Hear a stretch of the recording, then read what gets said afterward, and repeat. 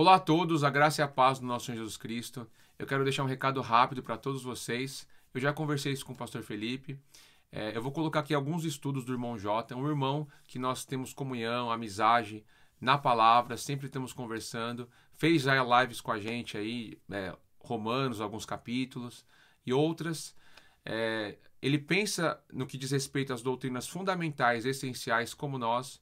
Naquilo que é periférico, nós divergimos alguns pontos, mas é importante essa divergência para nós crescermos na graça e no conhecimento, no amor de Cristo. Então, nós estamos buscando essa unidade, como dizia em Efésios, da fé e do conhecimento do Filho de Deus. Então, assim, e também vai nos ajudar bastante, porque o pastor Felipe está sobrecarregado por conta do curso de teologia e provavelmente no ano que vem, no meio do ano, isso vai estar mais concluído. Por que é importante esse curso? Não é para promover um curso, né? É importante por causa que nós queremos ajudar os líderes que estão nas casas, nas igrejas que são pequenas, que estão desligados de convenção, e eu entendo porque muitos se desligam, né? Eu entendo, eu não vou falar isso aqui agora, mas a gente quer criar esse vínculo de amizade e de amor em Cristo pessoalmente com essas pessoas e dar base para que elas possam estar fazendo a obra de Deus. Então, nós não queremos criar uma convenção com regras e regras e regras, queremos ali sim ter essa unidade na palavra de Deus e no amor. Então, nós não queremos trabalhar só na internet, o nosso objetivo é trabalhar também pessoalmente, a gente quer fazer um trabalho efetivo, ir visitar os irmãos, e isso em todos os lugares, no Brasil, inclusive o desejo do pastor Felipe de trabalhar ali na África, Angola, Moçambique, ajudando esses pequenos pastores que às vezes ficam subjugados sobre líderes gananciosos. A gente entende que tem esse problema na igreja e nós queremos ser mais um instrumento de Deus, como outros estão sendo, para poder fazer essa obra. Então, eu peço a compreensão dos irmãos, porque eu sei que tem irmãos que cobram, falam assim, está demorando muito o estudo de Êxodo. Nós vamos procurar fazer sempre com mais perfeição, melhorando, tendo mais qualidade. Então, assim, peço paciência que vai dar tudo certo. No final de tudo, o Senhor vai nos ajudar, vai nos dar graça para fazer essa obra. Inclusive, eu sei que eu estou em falta, eu até peço, muitas vezes falo, pastor, me perdoa aí não ter tanto tempo para te ajudar. O pastor Felipe, ele entende, eu sei que ele entende. No caso aqui, a gente tem uma vida muito corrida, aqui é uma correria do trabalho, você parece máquina trabalhando, mas eu não tenho que reclamar não, tenho que agradecer a Deus, porque no meu trabalho eu tenho ali ainda a oportunidade de estudar, né? Às vezes tem um tempo ali sobrando, consigo ter uma leitura, escuto bastante coisa, né? Eu tenho essa oportunidade no meu trabalho de escutar livros e muitas coisas, então eu vou sempre estar estudando. Tem a congregação aqui que a gente se reúne e principalmente, eu sempre tenho falado isso para os irmãos, a família. A gente precisa, nesses últimos dias, dar suporte, edificar a nossa casa em Cristo, né? No amor de Cristo, principalmente os maridos, chamar essa responsabilidade como sacerdote do lar, edificar a sua casa na palavra. Não é só trabalhar, mas também dar o pão vivo que desceu do céu para sua família, não é só o pão diário. Então isso é importante. Então receba aí o Jota, um irmão que a gente gosta bastante. O estudo dele está muito bom, esse da apostasia, né, que muitos têm falado que apostasia é arrebatamento, e ele vai falar sobre isso. Então confira aí na palavra de Deus e bons estudos.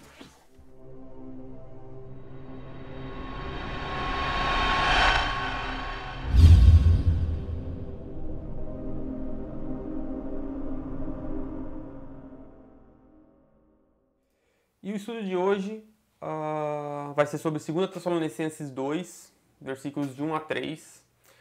E por que eu resolvi fazer esse estudo? Porque eu vi algumas pessoas, né, pré-tribulacionistas, dispensacionalistas, com o argumento de que a palavra apostasia, ali em 2 Tessalonicenses 2, versículo 3, na verdade ela significa arrebatamento e não a apostasia, no sentido que a gente conhece a apostasia de um distanciamento espiritual, né? Mas de um distanciamento físico, como se fosse um arrebatamento.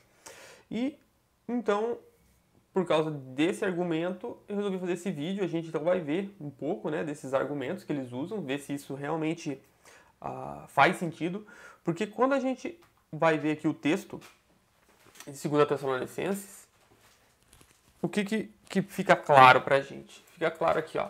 Ora, irmãos, rogamo-vos pela vinda do nosso Senhor Jesus Cristo e pela nossa reunião com Ele, que não vos movais facilmente do vosso entendimento, nem vos perturbeis, quer por espírito, quer por palavra, quer por epístola, como de nós, como se o dia de Cristo já estivesse perto.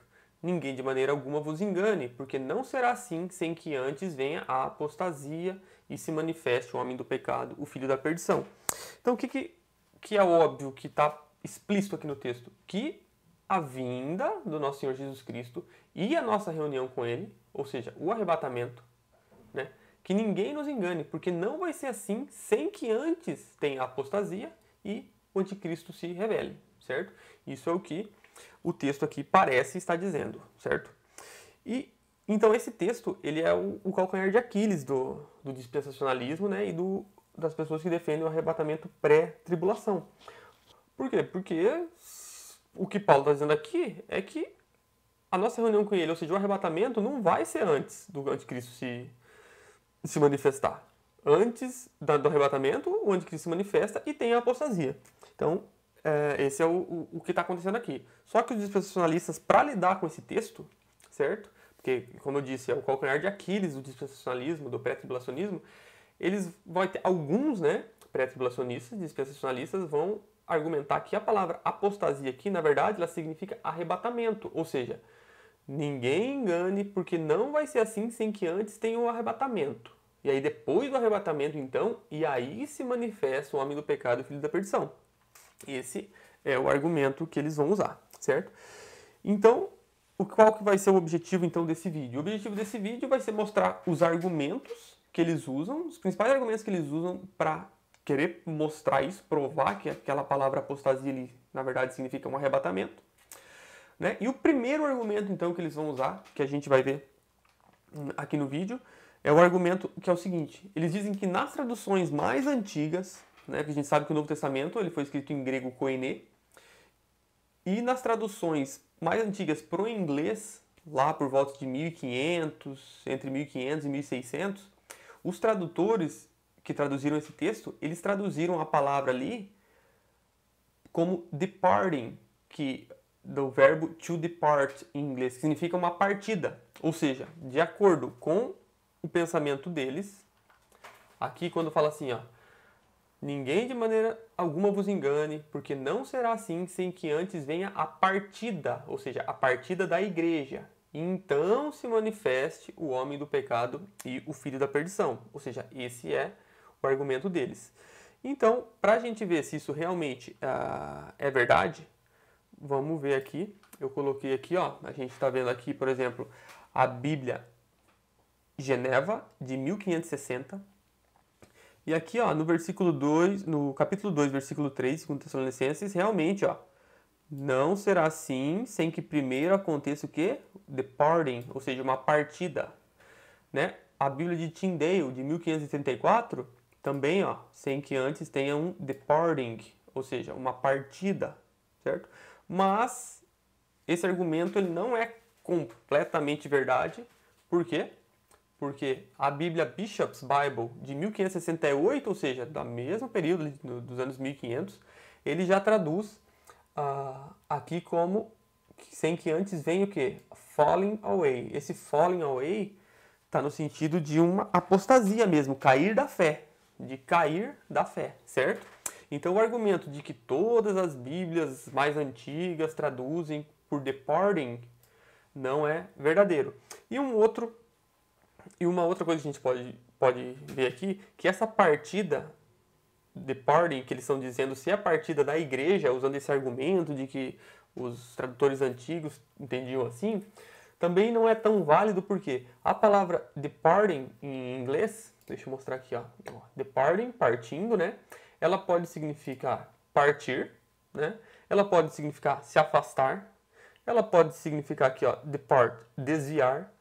Então, ele o significado em inglês da palavra, né? Porque traduziu do grego para o inglês.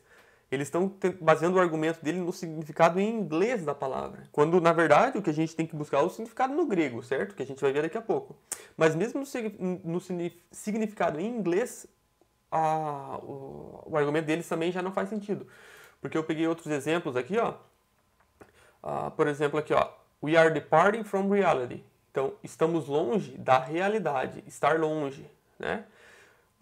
Aqui, por exemplo, departing from the questions, afastar-me das questões. Ou seja, aqui, ó, está usando departing, mas ele está se afastando das questões. Se afastar das questões é um afastamento intelectual, não um afastamento físico. Ou seja, o departing, ele não necessariamente quer dizer que é um afastamento físico aqui, só porque está usando a palavra em inglês na tradução para uma partida, um afastamento de algo, certo?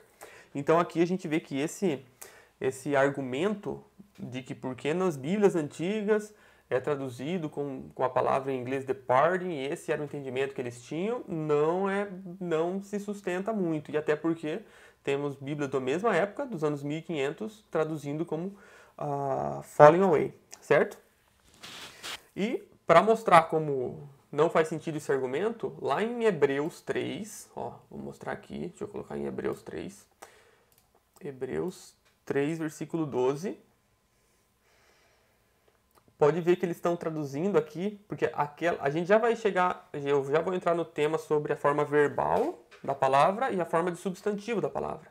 Só que aqui, ó, a forma verbal da palavra, ele está traduzindo depart também, partir, então, segundo o argumento deles. Mas aqui, ó, esse partir away from the living God. Então é um afastamento de Deus, ou seja, é um afastamento espiritual. Então, só para a gente ver como o próprio Hebreus, que está falando de um afastamento espiritual, e os tradutores usaram departing também, to depart. Então, só para mostrar que não necessariamente eles estavam querendo dizer que seria um arrebatamento ali. Então esse argumento já também não está fazendo, não se sustenta, né? Então a gente viu que esse primeiro argumento deles, porque as traduções antigas, algumas traduzem a apostasia por depart, não se sustenta porque ela pode significar também um afastamento espiritual. Então aí já é o primeiro argumento.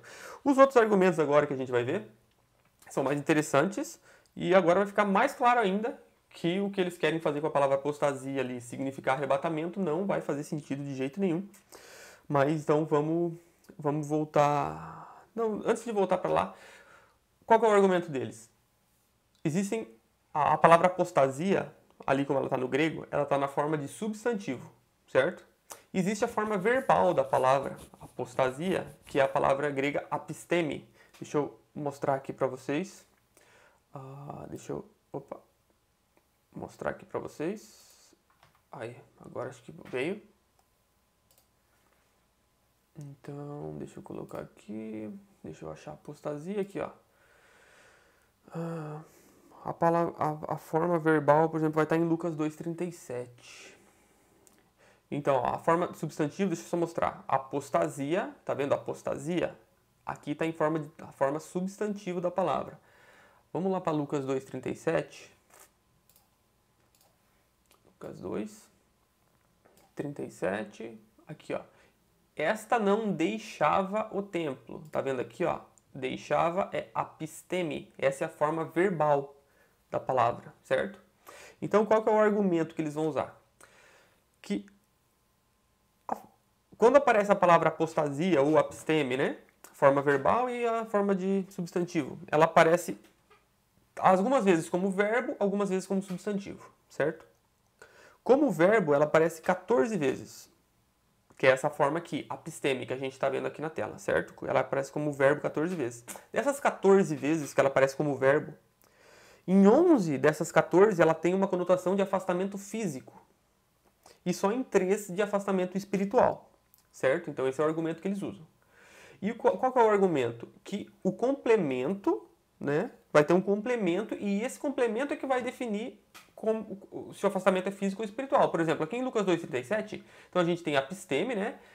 O templo, o que ela se afastava, deixava o quê? Ela se afastava do templo, ou seja, o complemento, que é o templo, indica que esse verbo é um afastamento físico, certo? Outro exemplo vai ser Lucas 13. Aqui, se eu fizer a busca rápida aqui, vai aparecer, ó, então as 14 vezes que essa palavra aparece, apisteme, né, nessa forma. Então aqui, ó, Lucas 12:37, por exemplo, vai dizer assim, ó, apartai-vos de mim, ou seja, apisteme é de se afastar, né? Então, se apartem de mim. Então, uma pessoa, então é um afastamento físico, se afaste de mim. Então, o complemento está mostrando que o afastamento aqui é físico. Agora, em 1 Timóteo 4, aqui, ó, alguns apostatarão, apisteme da fé, ou seja, o complemento é a fé. Então, aí, agora, o afastamento aqui é da fé, é espiritual, apostatar da fé. Em Hebreus 3,12, que a gente já viu um pouquinho antes, né? Se afastar do Deus vivo seria apisteme, ou seja, a forma verbal do Deus vivo. O complemento seria do Deus, então o afastamento de Deus é um afastamento espiritual. Então, qual é o principal argumento que eles usam?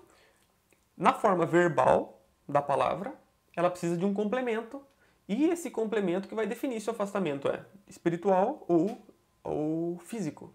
E como mais vezes aparece o afastamento físico, e uma outra coisa que eles usam. Lá, agora, como a gente viu aqui, né? Aqui, então, apisteme é a forma verbal. Só que, lá em 2 Tessalonicenses, que é o que a gente está estudando, 2:3, aqui, ó, tá apostasia, não tá apisteme. Ou seja, tá a forma substantivo da palavra. E a forma em substantivo, apostasia, dessa maneira aqui, ela só aparece 2 vezes na palavra. Só 2. Aqui, em 2 Tessalonicenses 2:3 e em Atos 21:21. Certo? O que a gente vai ver, então? Eu esqueci de mudar para vocês aqui. Deixa eu mudar aqui. Então, aqui, ó. Aqui em 2 Tessalonicenses 3 está apostasia, que é a forma, aqui, ó, que não é a forma verbal, mas é a forma substantiva da palavra, certo? E olha aqui, ó. Apenas 2 vezes ela aparece dessa maneira. E em ambas as duas, ela está falando de um afastamento espiritual, de apostatar mesmo. Aqui em Atos 21:21, ó, apostasia de Moisés. Ou seja, não pode ser um afastamento físico, porque Moisés ele já estava morto aqui no Novo Testamento. Ou seja, a apostasia de Moisés aqui, que ele está se referindo, é da lei de Moisés, das coisas que Moisés ensinava. Então, eles estavam se afastando de Moisés espiritualmente. E aqui em 2 Tessalonicenses 2:3, essa apostasia, ela também é espiritual. É isso que a gente vai ver. Por quê? O argumento dele se baseia no quê? Na forma verbal da palavra. Só que aqui em 2 Tessalonicenses 2:3, a gente não está falando da forma verbal da palavra, a gente está falando da forma de substantivo. E ela, em forma de substantivo, ela só aparece 2 vezes, e em ambas, ela está falando de um afastamento espiritual. Um outro argumento para provar isso que a gente está falando, que não é arrebatamento, essa palavra aqui, não está se tratando de um afastamento físico, é que na Septuaginta, o que era a Septuaginta? A Septuaginta é a tradução do Antigo Testamento, que foi escrito em hebraico e aramaico, para o grego, certo? A Septuaginta foi feita ali por volta de 200, 150 a.C., porque era o Império Grego que dominava nessa época, né? A região ali, e era a língua que estava sendo falada ali no Império, então eles traduziram o Antigo Testamento para o grego. E na tradução para o grego, no Antigo Testamento, 4 vezes aparece a palavra apostasia na forma de substantivo. Então, na forma de substantivo, desse jeito, dessa maneira aqui, a apostasia, ela aparece 4 vezes na Septuaginta. Deixa eu colocar a Septuaginta aqui para vocês verem. Uma das vezes vai estar em Josué. Deixa eu achar aqui. Josué 22. Versículo 22. Aqui, ó, a gente acha aqui, ó, G646. Então, aqui, ó, apostasia, certo? E se a gente for aqui para ver em português, ó, se foi por rebeldia ou por transgressão contra o Senhor. Então, aqui, ó, é uma rebeldia, uma transgressão contra o Senhor. Ou seja, é um afastamento físico, é um afastamento espiritual. Um outro exemplo é em 2 Crônicas 29:19. Deixa eu mostrar aqui, 2 Crônicas 29:19. 29:19. Aqui, ó, a transgressão, ele vai estar traduzido como apostasia, ou seja, uma transgressão, um afastamento espiritual e não físico. Como eu disse, ó, na Septuaginta, ela vai aparecer 4 vezes. Em Josué 22, em 2 Crônicas 29:19, em Jeremias 2:19. Aqui não tem a quarta vez, porque a outra vez que ela aparece é em 1 Macabeus 2:15, que não tem na Bíblia evangélica, né? Apenas na Bíblia católica. Então, se a gente levar em conta a Bíblia evangélica que a gente tem, apenas 3 vezes a palavra apostasia vai ter usado na Septuaginta. E em todas as 3 vezes ela significa um afastamento espiritual. Em nenhuma vez ela significa um afastamento físico. Então, a forma de substantivo, como está lá em 2 Tessalonicenses 2:3, sempre vai estar falando de um afastamento espiritual. Nas 2 vezes que ela aparece a forma de substantivo, né, na Bíblia, no Novo Testamento, as 2 vezes que ela aparece em forma de substantivo, aqui, ó, que é Atos 21:21 e 2 Tessalonicenses 2:3, ela vai estar falando de um apostasia no sentido de afastamento espiritual. E uma outra coisa interessante é que na literatura grega da época, se a gente pegar 200 anos antes de Cristo até 100 anos depois de Cristo, então esses 300 anos, né? Então, como eu falei, a Bíblia foi escrita em grego koiné e tem a literatura de todo esse período que foi escrito em grego koiné ali. Todas as literaturas extra-bíblicas que mostram a palavra apostasia na forma de substantivo. São 355 vezes que encontraram essa palavra. E em todas as 355, em nenhuma única vez, essa palavra tem a conotação de um afastamento físico, mas todas de um afastamento espiritual. Deixa eu voltar aqui. Vou mostrar para vocês. Aqui, ó, esse livro. Aqui, ó, traduzindo, né, fazendo uma tradução livre aqui para o português, é as perspectivas bíblicas das profecias dos tempos finais para leigos, certo? Então, quem está falando isso aqui, deixa eu subir aqui para vocês verem, ó, é Paul D. Feinberg. Esse é um teólogo bem respeitado, esse Paul Feinberg, e ele é um dispensacionalista pré-tribulacionista, certo? E é ele que está falando aqui, e olha o que ele vai falar aqui, ó, onde eu sublinhei, ó. Então, se alguém pesquisar, né, os usos do substantivo apostasia em 355 ocorrências durante 300 anos do período entre o segundo século antes de Cristo e o primeiro século depois de Cristo, a pessoa não vai achar nenhum único ocorrência em que essa palavra se refira a um afastamento físico. Ou seja, todas elas estão se referindo a um afastamento espiritual. Então aqui a gente vê que esse argumento que eles usam não faz sentido e tem muitos pré-tribulacionistas, dispensacionalistas que estão dizendo que isso não faz sentido. O léxico de Bauer, chamado de BDAG, ele é um dos léxicos mais respeitados do grego. Ele é um dos léxicos mais respeitados de grego que a gente tem. E ele traz o significado de apostasia na forma de substantivo como o abandono da fé e rebelião, certo? Então aqui o único jeito que os têm, né, os dispensacionalistas pré-tribulacionistas têm para lidar aqui com 2 Tessalonicenses 2 é fazer o quê? É usar a forma verbal que a gente viu ali, né? Que eles usam a forma verbal, não a palavra apostasia, mas a forma verbal que é a palavra apisteme, lembra? E aí eles falam que é como eu falei antes no início, que é o complemento que vai definir, certo? Só que a gente vê que na forma de substantivo, como é na palavra aqui, em nenhuma vez ela tem conotação de afastamento físico, sempre de afastamento espiritual, certo?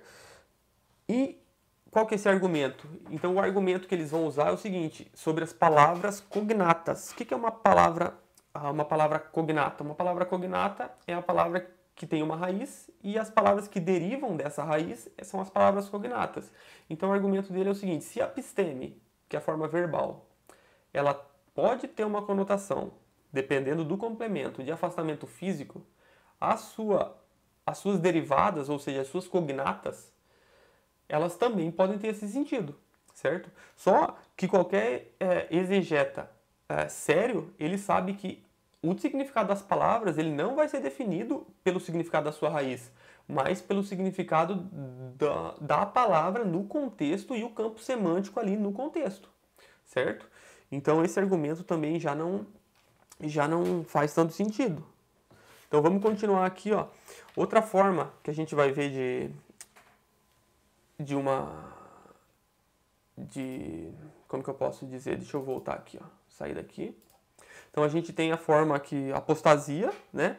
Ó, o G467, que vai ser apostasion, também deriva de apisteme, certo? E qual que é o significado de apostasion? Divórcio. Deixa eu mostrar aqui para vocês, deixa eu localizar aqui. G467.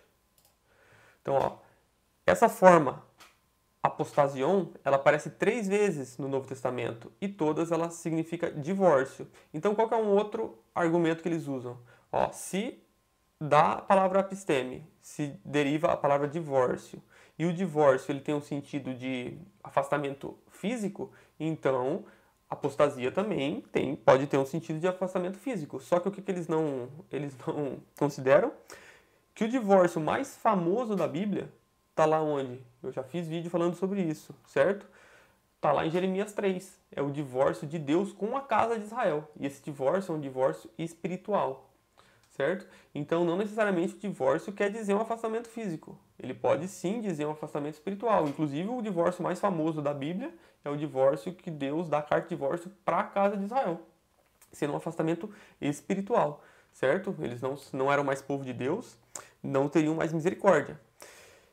Então, a gente vê que esse significado aqui é a mesma falácia que eles estão usando anteriormente. Ah, porque apisteme, então, pode significar um afastamento físico, as suas derivadas também devem ter esse significado, e isso não é verdade. Então, a gente já viu, né, como eu falei lá, que na literatura grega, koiné, extrabíblica, de 355 ocorrências da palavra apostasia, durante 300 anos, nenhuma tem o significado então, de afastamento físico. Então a gente vê que esses argumentos deles não se sustentam. Um outro problema que eles enfrentam, e esse vai ficar bem claro agora, eu acho que com esse aqui vai ficar bem claro, que não tem como colocar apostasia aqui sendo arrebatamento, é o contexto. Então vamos ver aqui para a gente entender, vai ficar bem claro. Então, aqui ó, porque não será assim. Ou seja, não será assim. O que não vai ser assim? O que não será assim? A vinda do nosso Senhor Jesus Cristo e a nossa reunião com Ele, certo? E o que a vinda e a nossa reunião com Ele está apontando? Está apontando para o dia de Cristo, que é a mesma coisa. A vinda e a nossa reunião com Ele é o dia de Cristo, certo? Eles vão discordar, mas a gente vai ver como é assim. Ninguém de maneira alguma vos engane, porque não será assim, então, a vinda, a nossa reunião com Ele, sem que antes venha a apostasia. Então, se aqui significasse arrebatamento, como eles querem dizer, olha como ficaria estranho o texto, não faria sentido. A vinda e a nossa reunião com Ele, que é o arrebatamento, a nossa reunião com Ele é o arrebatamento, ele não será assim sem que antes venha o arrebatamento. Então o arrebatamento não vai ser assim sem que antes venha o arrebatamento. Então a gente vê que não faz sentido. E o argumento que eles podem usar é o seguinte, mas é que essa vinda e essa reunião com Ele não é o arrebatamento, é em 2 fases, certo? Então aqui teria primeiro o arrebatamento e depois a vinda de Cristo em uma outra fase. Só que a gente não pode desligar a nossa reunião com Ele do arrebatamento. Como que teria um arrebatamento, aí depois uma outra reunião com Ele, certo? Então a gente vê que não faz sentido isso que eles estão falando. E um outro contexto, para ficar mais claro ainda, se a gente for no capítulo 1, então a gente vai estar em Tessalonicenses 1, que é o contexto imediato do que está falando. E a gente vai ver aqui, ó. E a vós que sois atribulados. Então, e a vós que sois atribulados. Você vai ver que veria tribulação sobre eles, sobre os tessalonicenses, sobre os crentes, os cristãos. Então, eles teriam tribulações. Aí fala assim, descanso conosco. Então, eles receberiam descanso. Quando que seria o descanso? Quando se manifestar o Senhor Jesus desde o céu com os anjos do seu poder, com labareda de fogo, tomando vingança dos que não conhecem a Deus e dos que não conhecem o Evangelho do nosso Senhor Jesus Cristo. Então, quando que seria o descanso? Quando Cristo se manifestar do céu com os anjos, com labareda e tomando vingança. E quando que essa manifestação com anjo, com labareda de fogo, tomando vingança? É lá no final da grande tribulação, na vinda de Cristo, a única vinda de Cristo, quando ele então vai tomar vingança dos que não conhecem a Deus, ele vai estar vindo com os anjos, certo? Então, ó, vai ter tribulação e o descanso vai vir nessa hora, quando Cristo se manifestar com os anjos e tudo. E aqui vai falar, ó, quando vier para ser glorificado nos seus santos e para se fazer admirável naquele dia. Que dia é esse? É o dia que ele vai vir do céu com os anjos, com labareda de fogo. E quando que é esse dia? O dia de Cristo. Certo? Então, olha como no contexto não faz sentido. No capítulo 1, ele falou que o nosso descanso vai ser só quando Cristo vier com os anjos e tomando vingança. Só que aqui daí já começa o 2, ele fala, não, mas antes vai vir o arrebatamento. Aí, tipo, não, antes vai vir o arrebatamento. Então ele está se contradizendo. Então Paulo, no capítulo 1, ele está contradizendo o que ele está falando no capítulo 2. Não faz sentido se aqui for arrebatamento. Agora, se aqui for apostasia, aí está tudo redondinho, tudo fazendo sentido. Certo? Então a gente vê que no contexto, nem no contexto, usando a palavra, como que eu posso dizer? Usando ali a palavra, a forma verbal, não dá certo. Usando o contexto, não dá certo. Então vamos lá. E o próprio contexto do capítulo 2, agora usando só o capítulo 2 mesmo, a gente vai ver que o contexto não faz sentido. Porque olha aqui no versículo 2. Ó, não movais o vosso entendimento. O que é mover o entendimento? É que não mude o seu entendimento. Porque se mudar o seu entendimento, isso é apostasia. Você tem um entendimento e aí você vai mudar o seu entendimento, vai mudar de entendimento. Aí é o afastamento de Deus. Fala aqui ó, no 3, ninguém de maneira alguma vos engane, porque vai vir apostasia. Ou seja, não deixe ninguém te enganar, porque se alguém te enganar, isso é apostasia, você vai se afastar de Deus se alguém te enganar. Olha nos versículos 9 e 10, o contexto do que ele está falando aqui. Ó. Satanás, então, né, a vinda, segunda eficácia de Satanás, com todo poder, com sinais e prodígios de mentira, com todo engano e injustiça. Olha aqui, ó, isso é uma apostasia. Ó, Satanás vai vir com poder, com sinais, prodígios de mentira. Então, o engano da injustiça. Então a gente tem que ficar esperto. Para quê? Para não cair em quê? Em apostasia. Ele está falando aqui, ó, vai vir apostasia, ninguém te engane, porque vai vir Satanás falando mentira, sinais, prodígios, com engano, e os que não receberam o amor de verdade se salvarem. Ou seja, não caiam em apostasia. Aqui o contexto do próprio capítulo 2, ele está mostrando isso. Olha no versículo 13. No versículo 13. Aqui, ó. Princípio para a salvação em santificação do Espírito e fé de verdade. Ou seja, ele está falando, tenham fé de verdade. Se vocês caírem da fé de verdade, vocês não vão estar com Cristo. Ou seja, não caiam em apostasia. E no versículo 15. Irmãos, estai firmes e retende as tradições que vos foram ensinadas. Ou seja, fiquem nas tradições que foram ensinadas, o que eu estou falando para vocês. Não se enganem, não caiam em apostasia, não se desviem de Deus. Então, o próprio contexto do capítulo 2 todo está falando de não cair em apostasia e não de um arrebatamento. Certo? O contexto do capítulo 1, como eu já disse, mostra que lá ele fala que o nosso descanso é só quando Cristo vier com seus anjos tomando vingança. E aqui ele não pode estar se contradizendo depois, falando que vai ter um arrebatamento antes. Então com tudo isso aqui, com todas essas coisas, o que a gente vê? A gente vê que esse argumento deles, de que a palavra apostasia ali em 2 Tessalonicenses 2, versículo 3, significa arrebatamento, ele falha em quatro argumentos. O primeiro argumento que a gente viu, o argumento de que, então, os tradutores antigos, né, traduziam a palavra como depart. Então, a gente já viu lá, eu já falei que isso não se sustenta, certo? O segundo argumento é usar a forma verbal da palavra para com a forma verbal, querer mostrar que talvez pode significar um arrebatamento, um afastamento físico, ou seja, seria um arrebatamento. A gente já viu, já falei por que usando a forma verbal, ali não é forma verbal, é forma de substantivo, e nas formas de substantivo, nas 2 vezes que aparece no Novo Testamento, está falando de afastamento espiritual. Nas 4 vezes que aparece na Septuaginta, afastamento espiritual. E nas 355 vezes que aparece em fontes extra-bíblicas do grego koiné, está falando de afastamento espiritual. Nenhuma vez se usa apostasia na forma de substantivo para um afastamento físico. E falha também no contexto imediato aqui de 2 Tessalonicenses 1, e 2 Tessalonicenses 2, todo o contexto está mostrando que a palavra aqui é realmente apostasia. Se fosse a palavra arrebatamento, não faria sentido, Paulo estaria se contradizendo com o que ele disse no capítulo 1, certo? E outra coisa interessante, eu anotei aqui para vocês, que tem um grande preponente do dispensacionalismo, né, e pré-tribulacionista, o nome dele é John, eu não vou nem saber pronunciar o sobrenome dele, é Walvoord, John Walvoord, acho que é assim que pronuncia.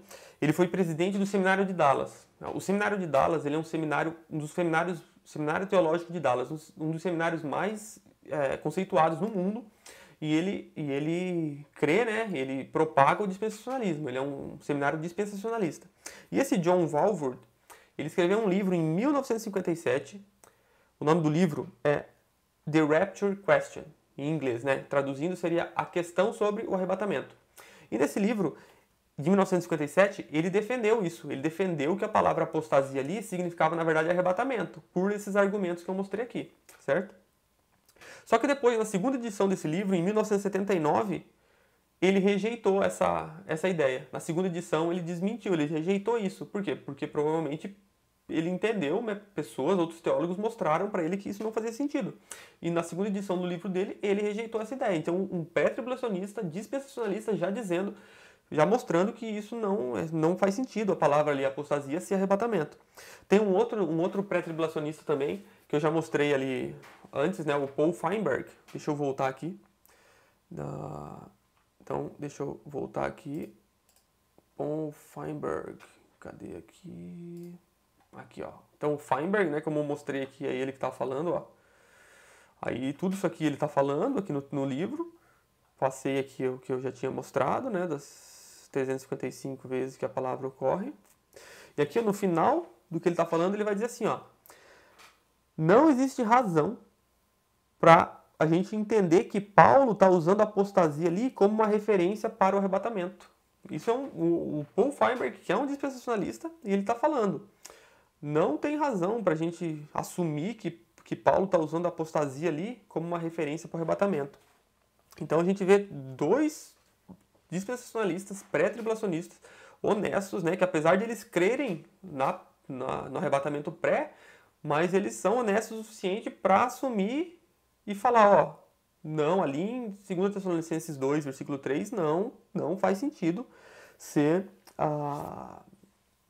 como eu posso ser o arrebatamento. Ali é apostasia mesmo, é simples. Ali é apostasia. Por quê? Se Paulo ele quisesse, né, ter falado de arrebatamento ali em 2 Tessalonicenses 2, versículo 3, ele poderia simplesmente ter usado a palavra harpazo, que é a palavra que ele usa em 1 Tessalonicenses 4.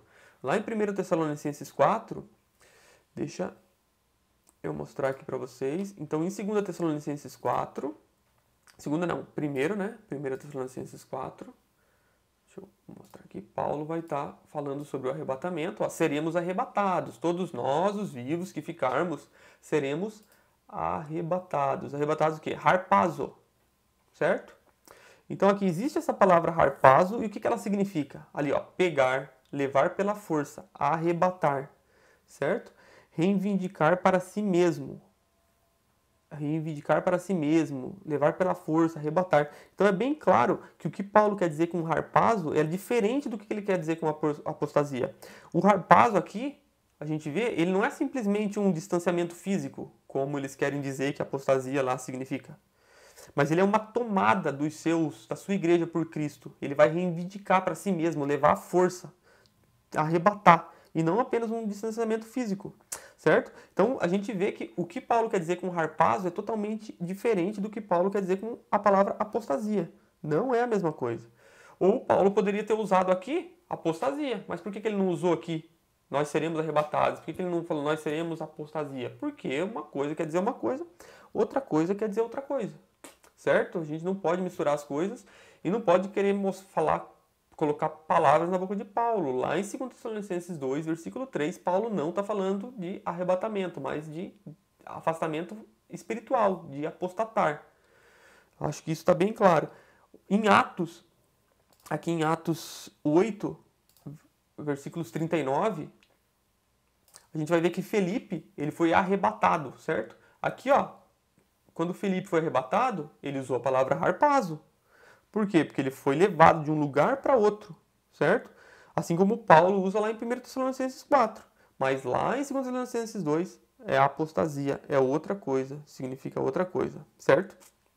E aqui em 1 Tessalonicenses 4, não vou fazer um estudo sobre ela, mas sobre essa passagem, mas se você ver, você vai ver que o harpazo e a vinda de Cristo, a parúzia, aqui ó, parúzia, a vinda e o harpazo, eles são no mesmo momento.